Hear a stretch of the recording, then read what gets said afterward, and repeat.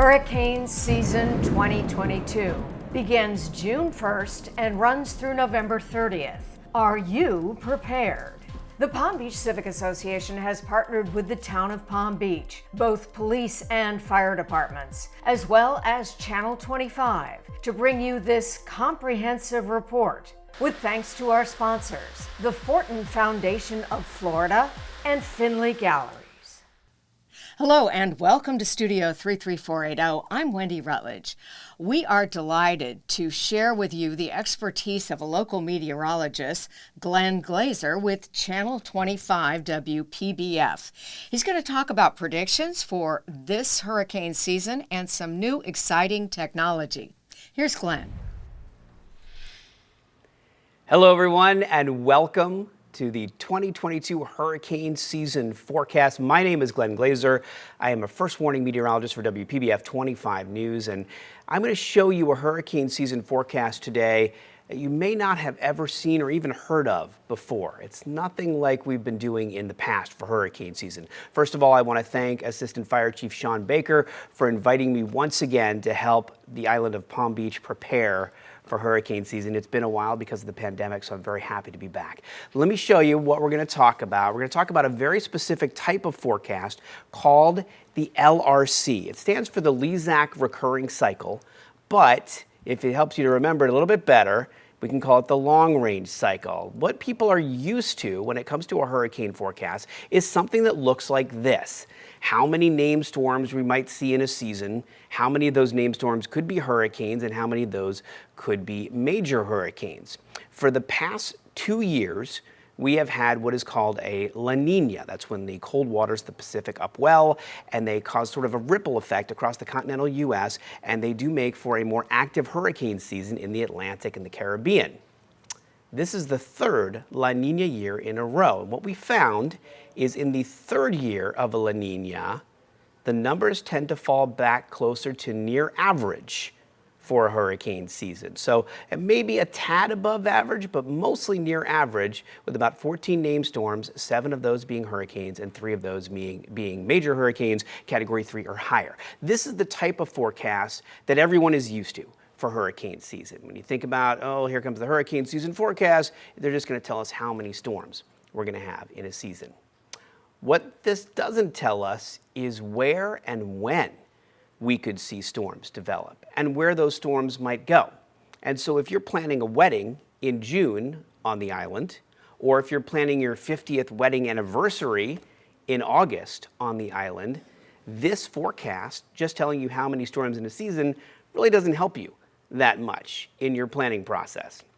So what we'd like to do this year is show you a very specific kind of forecasting that relies on a forecasting method called the LRC, the Lezac Recurring Cycle, invented by Gary Lezac, a meteorologist. If it helps you to remember LRC, long range cycle is fine too. Let's bring this up full screen. I'll show you how it works. It's based on a yearly pattern that sets up during October and November, and it looks at very interesting events that happen during that time period and how those might play out through the entire year following October and November until the following October and November.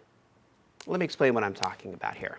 Let's say that we are watching the tropics during October and November, and we see an area of low pressure develop, and we discover that there is a pattern setting up that is exactly 60 days, let's say 2 months. So in mid-October, this is just for example's sake, we see an area of low pressure develop in the Gulf of Mexico, and then it moves into the west coast of Florida in mid-October. We know the pattern is 2 months long. That means November, December, we look again in the Gulf of Mexico, and there it is, that same storm system setting up in the Gulf of Mexico and moving over onto the west coast of Florida. Maybe it brings with it some rain. Then January, February, we see that same storm system develop in the Gulf again. It moves into the west coast of Florida. This time, it brings a cold front and some rain with it. March, April, 2 more months. We see that same storm system develop again. It moves into the west coast of Florida. This time it brings heavy rain with it. May, June. Now we're in hurricane season. We watch the Gulf again to see that same storm system develop. What does it become during hurricane season?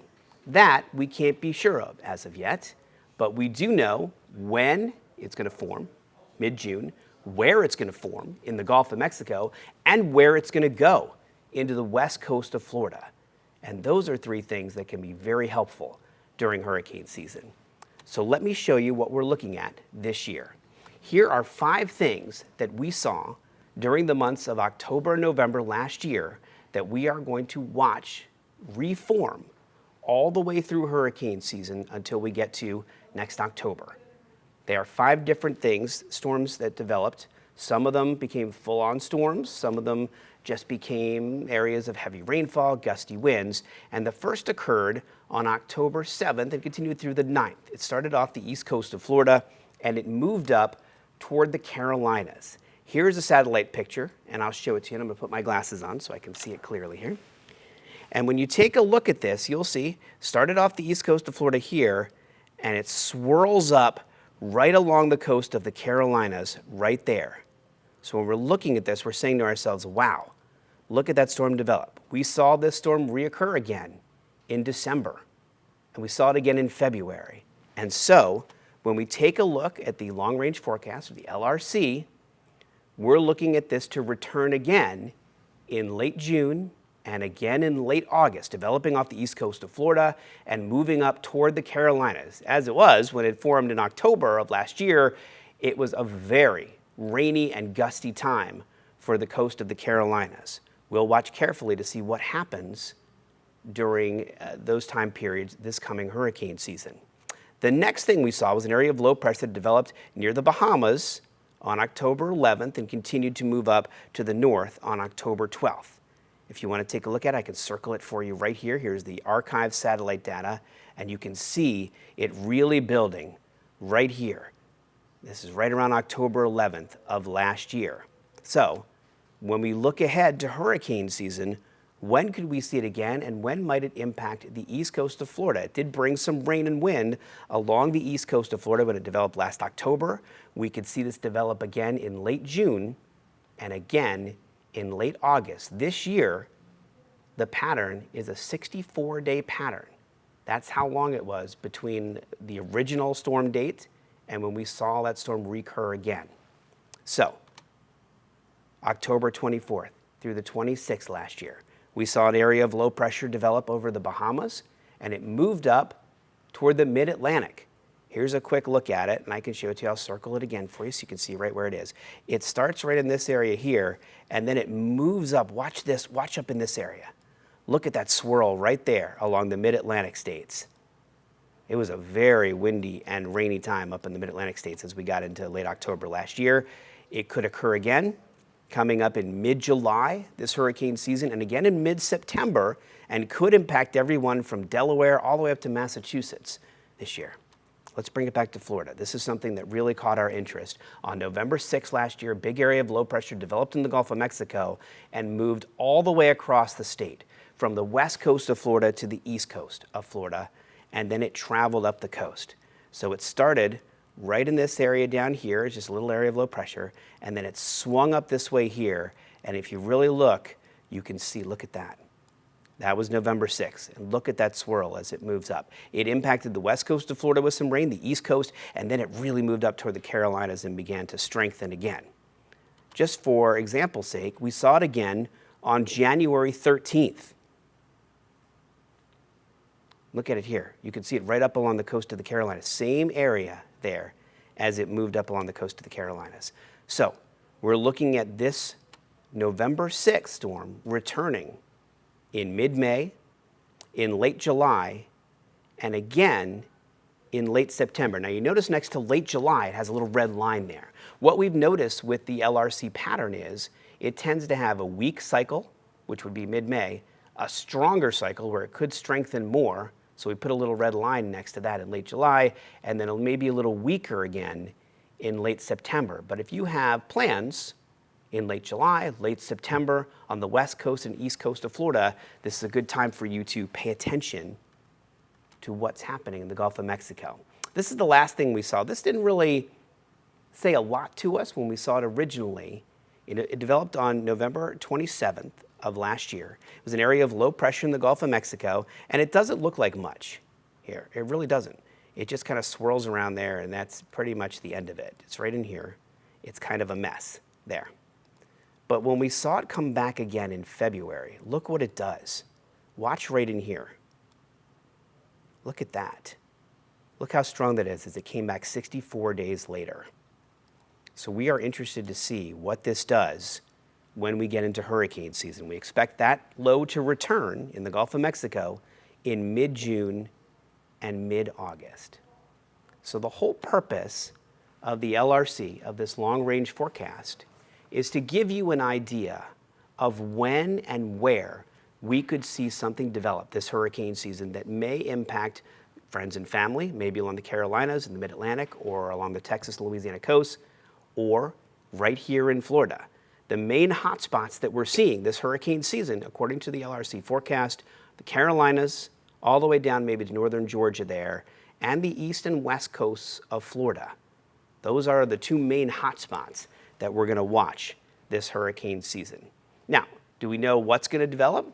Could it be a tropical depression? Could it be a tropical storm? Could it be a hurricane? We don't know that yet. Could it just be some heavy rainfall? It could be. But all these things are worth watching as we progress into hurricane season. And I want to make sure everybody's able to pay attention to that this season. Now, you can watch this back again. You can write down these dates. I have a lot of people who have written down these specific dates because they want to know when and where Florida could be impacted. And that's a look at our 2022 hurricane season forecast. Again, my name is Glenn Glazer, first warning meteorologist for WPBF. Thank you so much for inviting me back again. I hope this was something new for you, something you've never seen before. I want you to have a great summer and a very safe hurricane season. Take care. So now we know what to expect for this hurricane season, and we want to thank Glenn Glazer and Channel 25 WPBF for bringing us their insights and what to expect in hurricane season 2022. Today, we're going to talk about something we have kind of avoided in the past couple of years, maybe dodged a bullet on. I'm talking about hurricanes.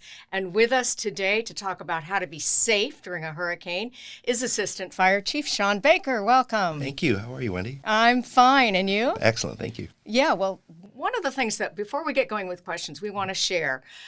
In past years, the town has prepared its hurricane special. The Civic Association has prepared another hurricane special, and because of some great wisdom by the town, we are now partnering together. So this year, we're going to merge all of our ideas and sources for one really informative hurricane special, right? Well said. Absolutely. Absolutely. Our idea is, instead of doing what we've always done in the past, let's try something new, and partnering with the Civic Association is definitely the way to go for us. Yeah, we feel the same way. So I thought I would break this up into three parts today. Let's first talk about, we're going to talk about preparation for a hurricane. We're going to talk about during a hurricane, and we're going to talk about the aftermath. All right, start with preparation.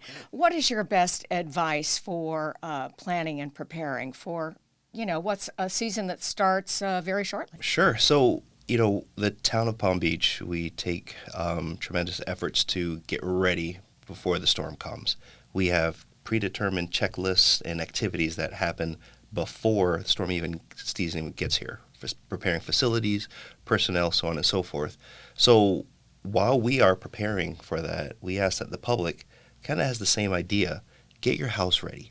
Think about when an evacuation notice, when and if an evacuation notice comes through, what are you going to do?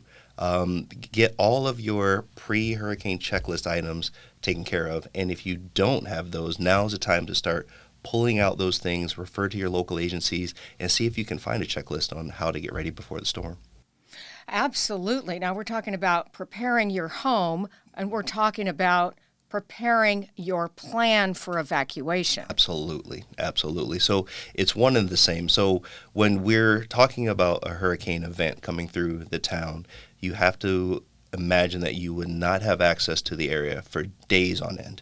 So when an evacuation order is issued by the county, the areas that are prone to flooding barrier island are mandated that we evacuate.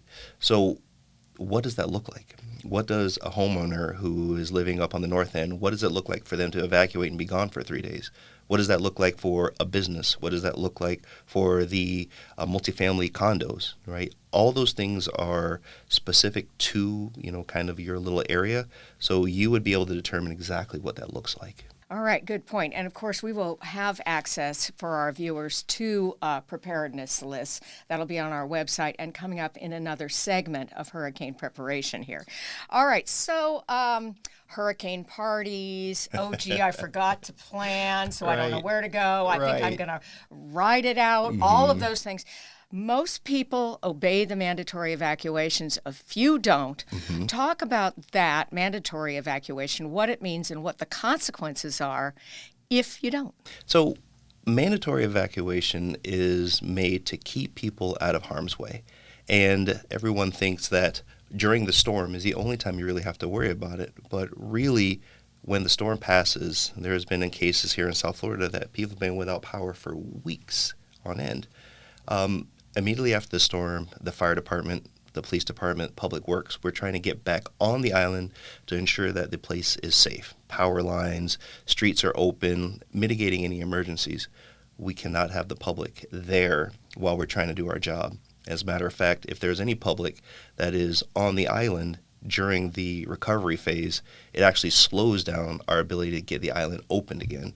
So it's a bit of a drain on resources to try and still handle people that are on the island that didn't or could not evacuate, which is why today, as blue skies, we're telling people, make your plan. It's the conditions after a storm passes can be pretty austere, no power, potentially no water, roads could be impassable. So consider being wherever you are right now, staying in that location for up to 3 to 5 days without access to anything. So, and that is very important. I want to dive into aftermath a little bit more. But so you made a decision, and the decision was, I'm going to write it out. And then you regret that decision, or you have a catastrophe, a disaster in your home. You hurt yourself or something, and you need EMS. EMS cannot respond in the middle of a hurricane, correct? That's correct. Once the winds get to above 65 miles an hour sustained, we cannot go out in our vehicles. Our vehicles are high-profile vehicles, and they could flip in high winds. So we would be putting ourselves at great risk to go out to get someone if they are having an emergency. So unfortunately, what that means is when and if the conditions subside within a reasonable amount of time is when we're going to go out to go after you. If we can't, unfortunately, whatever medical emergency, whatever emergency you're facing, you're kind of in a holding pattern until we can safely get to you. Totally understandable. Before we move to the aftermath, it's everybody knows that we've had an influx of new residents, some of whom have never been through a hurricane. Is there a particular message about learning, preparing, adhering to evacuation orders and so forth that you'd like to share with new folks in town? Absolutely. So while the people that are coming to the town may be new to hurricane season, Florida, the town of Palm Beach, we are unfortunately old pros at this. It's well documented on what to expect during and after a storm and what to expect before a storm. Your local news agencies, the town of Palm Beach, we have all kind of different materials that would kind of tell you what to expect. The summer thunderstorms that come through here are pretty severe, and we tell people, imagine a summer thunderstorm lasting for hours and hours and hours on end. So as we're starting to get into the warmer months and the thunderstorms are starting to pick up, if you are noticing the intensity of these storms, imagine that multiplied by 10. That is something that we really want you to visualize. And the wind, the flooding, it's not something to scare you. We're not trying to be overly dramatic, but we just want people to be informed. Tune in to the Town of Palm Beach website. Look at the Palm Beach Civic Association. You guys do a great job of informing the community, your local news channels. We all have resources on what to expect, and a prepared and informed public is what we're after. That's our goal. That is a very good goal. We're in the same spirit with you there. That's why I'm here. Okay. All right. So let's get to the aftermath. You spoke a little bit about how your job and the job of fire rescue can be impaired if people are on the island and venturing out too early and so forth. There might be a lot of flooding, standing water, those kinds of issues. There may, even though we are undergrounding, there are still some power lines, a lot of knocked down trees, brush, just all kinds of places where people can get hurt. Right.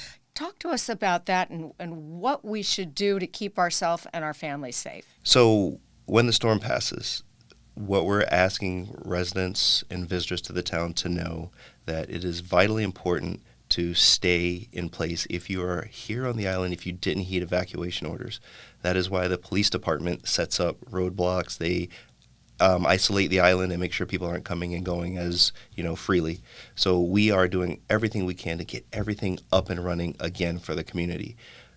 To your point, down power lines, down trees, gas leaks. Some of the hazards that are after a storm are not readily visible to the naked eye. You were saying that though we're advanced in the sense that a lot of our power and gas are underground, that makes your job a little bit more tricky. It lends another dynamic to the emergency. Visibly when the power lines are above ground, you can see them. If they're underground, everything should be okay, but it's not visibly readily available for us to see there. So if we can come up and using our tools and our training to determine if the area is safe after a storm, some areas that could be smoking, sparking underground, we need to be able to assess that to make sure everything is good. So while the hazard has gone from above, and we're way more resilient to having it not exposed to wind, for the responders, it adds a different dynamic to the emergency. And then that's yet again another reason why we tell the public, stay away, because as we can assess what's going on in the area, we can make that safe for when the public has access to the area. And you were mentioning that, say a tree goes down and uproots, this could lift up some of that buried infrastructure. A gas leak could incur or something like that. Correct. Matter of fact, we see that a lot. Post-storm, some of the trees get ripped up, and if there's a gas line in the vicinity, the expansive roof system can physically pull a gas line up out of the ground. Now, there's check valves or safety things that are built into those piping, but again, as we're assessing damage, Public Works is looking at damage, PZB, they're looking at the infrastructure to make sure everything is okay. Those are the things we're hunting for after the storm has passed. So if a fire rescue gets out and we see a tree that's down, we'll assess the area to make sure that there is no gas leaks. So that's the important part for post-storm response. Okay, so that may take a couple of days, but you folks are very efficient like that, and we should not get in your way. Right. We should allow your process to go forth. Absolutely. So fire rescue and the police department, we have an immediate goal to make sure everything is safe. But the bulk of the work comes to Public Works. Public Works come through, they're checking our infrastructure, they're doing the heavy lifting with the debris removal, and every extra vehicle that is on the road slows down their process for debris removal and cleaning things up. So that is why we have the different stages of entry for the island, because we're physically controlling the flow of people that are on the island so that we can speed up recovery efforts. Yeah, everybody's instinct after they've been shut inside for maybe 48 hours is, let me out of here, let me go see the beach and do all this. Right. That's not helping you. That's not helping us. No. Not at all. So again, stay away, stay safe, stay put. Everyone's going to get a little antsy after a potential storm passes, but again, a little patience is all we ask. The good part about all of this, as far as the town and the Civic Association is concerned, is we will be sending out alerts often, very often. So you will be in the loop. You'll get the green light when it's safe. You absolutely will. You will be notified. You don't have to wait. We'll talk about it. You'll Absolutely. talk about it. Yep. Sure. Yeah, it will be everywhere. You will have notification that it is safe to go out. It is safe that this area is clear. We will make sure that we advise the public of that. Well, Chief, thank you for coming in, because I think you have made a very convincing case for all of us to let you do your job. Awesome. So that we can all be safe, because that's what you do so well. So that's our role. All right. Thank you so much. This time, it's all about hurricane preparedness. Now, in prior weeks, we have brought in the Palm Beach Fire Rescue Department to talk all about personal safety before, during, and after a hurricane. This week, we've brought in the police department. Please welcome Lieutenant Paul Albair. Welcome. Thank you. Thank you. Yeah, so you are the guy in charge of all of this with regard to the police department, correct? In a manner speaking, yes. At least the public Yes, spokesperson. I am. Well, wonderful, and thanks for being here. So here's let's take this in chunks, before, during, after. Here's the hypothetical. There is a mandatory evacuation notice issued. The island is aware of it. This is a teeny tiny island that is already completely traffic plagued. So give us your best guidance for getting off this island safely. And my guess is the word quickly or early is going to probably be part of it. Yeah. Early is the key word. So we have a lot of overlap with what you've probably already heard from the fire department. We want the residents to start preparing now. Start planning, have a plan ready to execute once an evacuation order is in place, which includes a safe place to go. And once the evacuation order is placed, we want them to leave early and actually evacuate. Being a barrier island, we have a unique set of circumstances and dangers once a hurricane makes landfall here. And if we have to focus on individual problems from people who didn't evacuate, it slows down our ability to serve the community as a whole to get the streets back open after the storm. Have you found that there is always, everybody's like, well, let me just wait a couple more hours, or maybe tomorrow I'll get out of here, and then you've got the real traffic backup getting off the island? That can be a problem, yes. It's best to act early, make a decision and go for it. Okay, Yep. good. And in some cases that can be 3 days before. Could be. If Yeah. it's a big storm, yes. Yeah, okay. Of course, we've got a lot of new people here in town, so we want to kind of be very deliberate here in this discussion and as specific as we can be. But let's talk now about you're ready to go, you have a plan, you know where you're going to go. What happens, unfortunately, human nature being what it is, and that opportunistic criminal mind, what I'm trying to get at is if you leave your house in a rush and you haven't really buttoned down the hatches, Right. your home could be vulnerable. What advice do you give in terms of really being careful and having your security in place? So one of the big problems with hurricanes is we're likely going to lose power to the whole island. And your home may or may not have a standby generator. There may or may not be phone service. So the alarm system may or may not work. And even if it works, the alarm monitoring service may or may not be able to reach us at the police department. So we want to make sure that your homes are protected by either impact-resistant glass or storm shutters. Everything is locked up, safe and secure. And we would prefer if all of our residents would leave a contact number or contact information for themselves and a representative for their property. Oh, that's great. Well, that really gets us into this whole leaving contact information, which we're going to talk about next. Okay, so but clearly, just to wrap that up, you're in a hurry to get out of here, but not in such a hurry that you haven't locked every door, your shutters or whatever Yes. are in place, and you feel like, I'm buttoned up now. I'm Yes. ready to go. Okay. All right. So the big role that in my past year's experience, the police really plays an active part in is the re-entry onto the island. Right. And first of all, talk to me in general. Why are you, as the police department, so deliberate about who gets on and when? So there's two elements. Number one is general safety. There's a lot of power lines that come down. There's big branches, tree branches that come down. There's a lot of hazards on the island.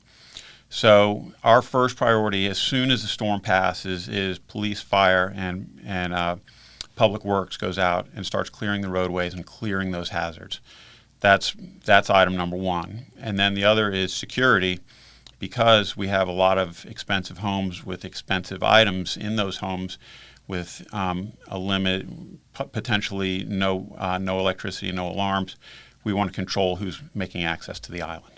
And beautiful stores. I mean, Right. a tree falls down on the Gucci window and the handbags are all there for the grabbing. I mean, Yes. looting is a concern?